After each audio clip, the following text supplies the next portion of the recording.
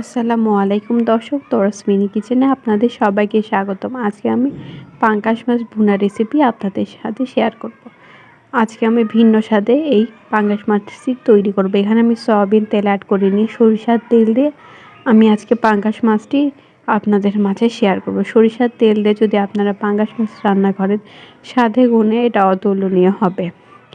আগেকার মানুষরা সরিষার তেল সবসময় খাবারে ইউজ করতো, সেই ক্ষেত্রে তাদের খাবারের মান দ্বিগুণ টেস্ট হইতো। এখানে আমি আদা রসুন বাটা এবং জিরা বাটা দিয়ে দিচ্ছি হাফ টেবিল চামচ,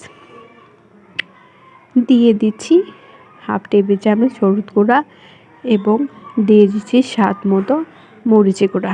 ঝাল সম্পূর্ণ আপনাদের ওপর নির্ভর করবে, আপনারা চাইলে এখানে কম বেশি করে দিতে পারেন। সম্পূর্ণ উপকরণগুলো সুন্দর করে মিক্সড করে নিচ্ছি। পেঁয়াজটি ভালো করে কষাই নিতে হবে। মশলাটি কষানোর পর অ্যাড করে দিচ্ছি সামান্য পরিমাণ লবণ। মশলাটি সুন্দর করে কষাই নিতে হবে, একটু সময় নিয়ে মশলাটি কষাই নিতে হবে। দেখতে পাচ্ছেন আমার মশলাটি মোটামুটি কষানো হয়ে গিয়েছে। এ পর্যায়ে আমি একটা কাঁচামরিচ ভেঙে দিচ্ছি, সেই ক্ষেত্রে আলাদা একটা ফ্লেভার তৈরি হবে। এবং পাঙ্গাস মাছগুলো দিয়ে দিচ্ছি এবং চামচের সাহায্যে সুন্দর করে মিক্সড করে নিচ্ছি। মাছটি সুন্দর করে কষায় নিতে হবে।